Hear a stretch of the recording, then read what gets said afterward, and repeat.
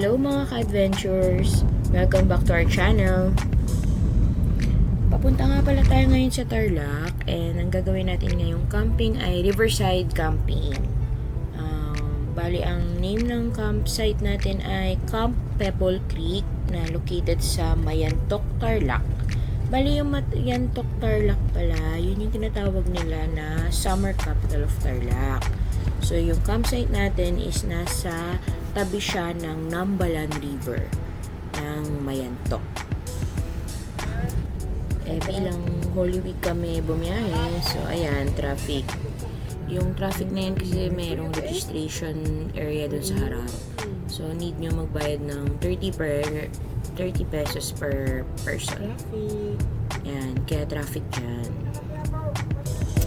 Register. Dalawa lang. Hindi, kami lang. Kami lang. Ilan ba kayo? Dalawa? Dalawa lang. Magkano ang isa? 30 po. 30. Ay, sa'yo na.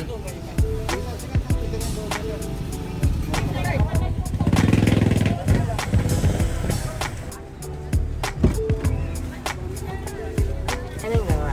Register na. Papasok nga pala sa mismong campsite. Medyo mahaba-haba pa yon na may mga maliliit na daan na kailangan magbigayan tsaka kailangan ng tatag ng loob kasi masikip yung mga daan niya.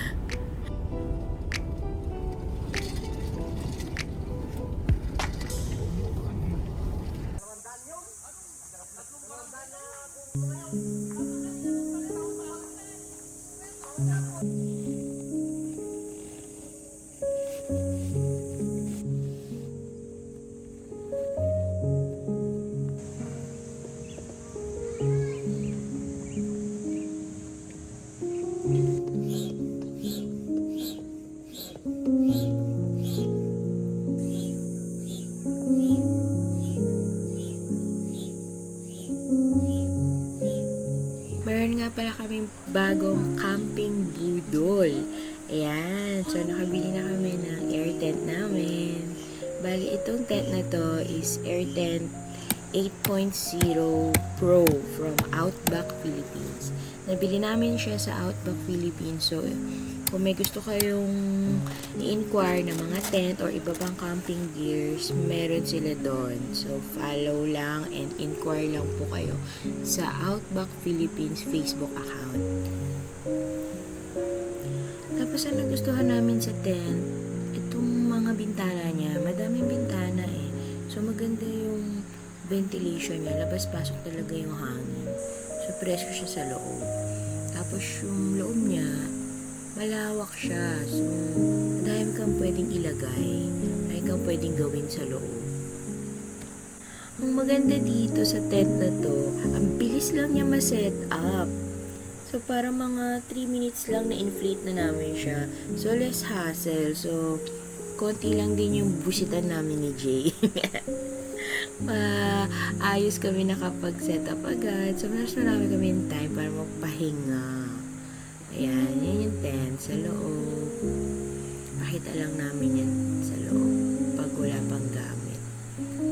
Diba ang lawak niya? Maganda mag-set up dyan sa loob. So, lagyan muna natin ng mga gamit. Mamaya ulit.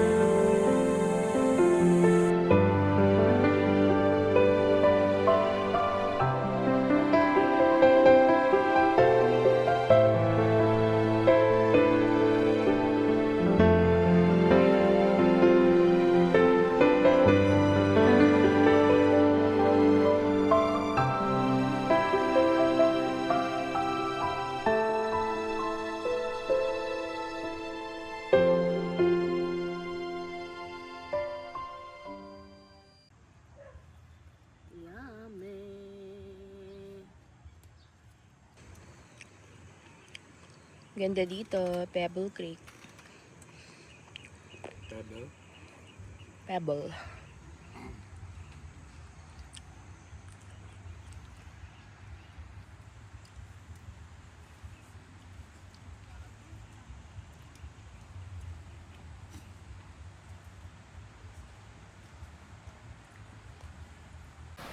Yan, tapos na tayo mag-lunch. Tapos na rin ang setup. Puntahan natin tong Nambalan River. Maganda river nila dito. Malakas ang agos. So, may mga part siya na malalim. May part na mababaw. So, pwede sa kids. Tapos, meron ding malalim-lalim. Kaya, ayun, sarap magbabad-babad dito. Pero, tanghali kasi sobrang init. Kaya, mamaya na kami bababad dito sa river. You know, ganda ng agos, diba? Maganda ang Nambalan River pala. So, yan. Yan yung from river, tapos pupunta ka ng campsite. Ayan yung tent namin. And then, konti lang yung mga nag-camp ngayon. Siguro dahil sa, mataas ang gasolina. Yun nga, so hindi kami overcrowded dito. Hindi nag-uunan sa CR. Payapa ang paligid. Wala maingay dito. Mabuti naman. Tapos, maya yan, magpe-prepare na rin kami for our dinner. Dinner namin is seafood. Seafood tayo ngayon. Yeah. So, see you later.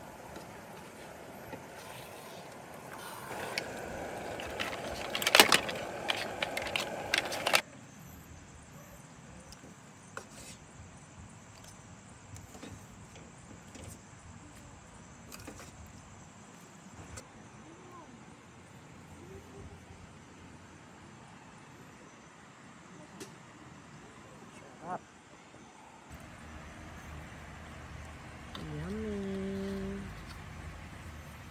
Mainit na kanin.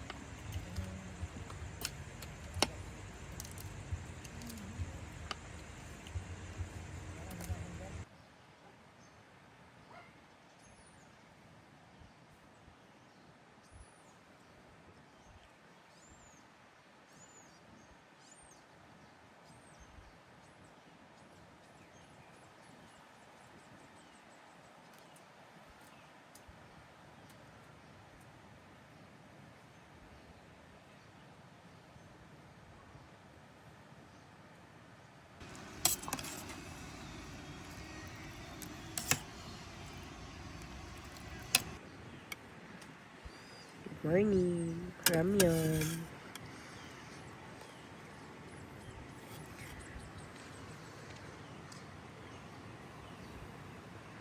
Morning, Daddy.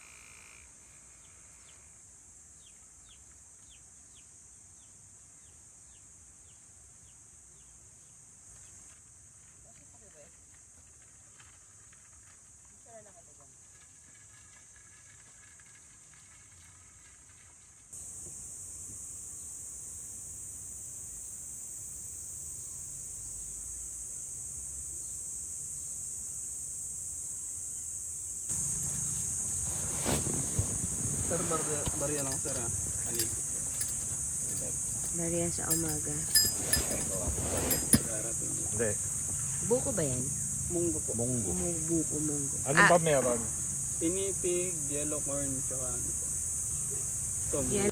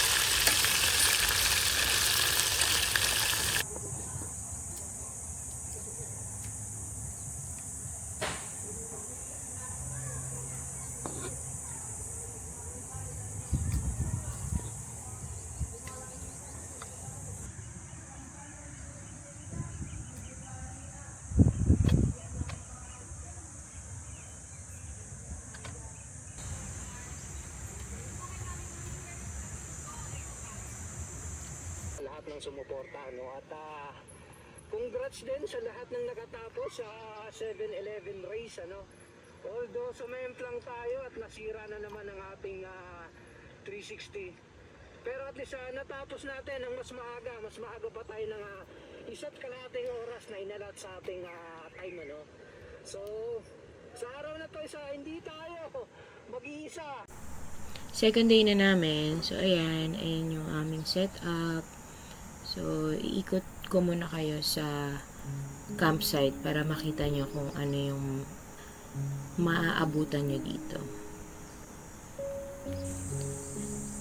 Yan, meron silang 2 toilet at saka 2 bath. Pero yung toilet pala, pwede ka na rin maligo doon kasi may shower. So, may mga sleepers dyan kasi bawal mo ipasok yung labas na sleeper mo para malinis yung loob. Kasi ito na yung shower rooms. May mga sabitan dyan, maganda. At saka, meron din mga patungan ng shampoo and sabon. Yan, malakas ang tubig dito. Hindi problema ang tubig. Masarap maligo. So, ito yung toilet. 2 din yan. Tapos may shower din siya. Yan. So, maganda din yung mga flush nila. May bidet. So, hindi problema. May sabitan din. May lagayan din ng sabon. Tapos, meron din silang shower sa labas. Kung galing ka sa ilog. Ganon. Yan. Medyo mahina. Pero okay lang. Maganda pa rin naman yung tubig.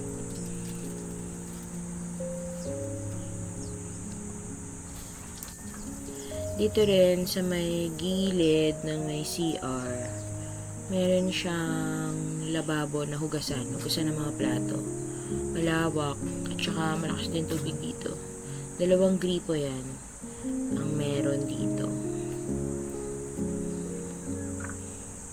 Ayan. Tapos may ilaw din yan sa gabi. So, hindi nakakatakot maghugas dito. Tapos, doon naman, yan, nakikita niyo yan, covered activity area nila yan. Meron ding lababo dyan. Tsaka, pwede ka dyang mag-ice-ice ng mga gamit mo sa pagluluto mo. Yan, meron dyan.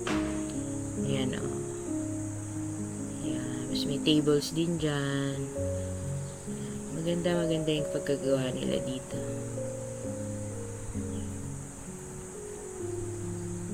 Yan lang.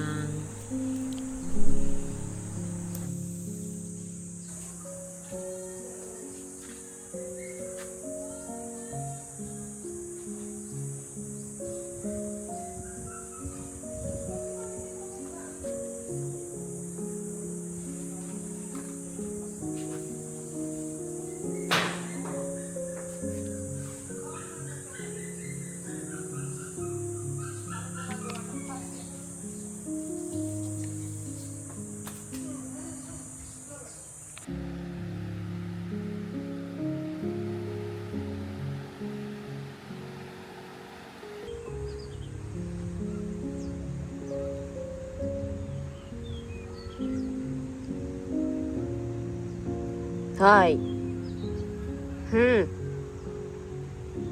Huli. Nge. Bo.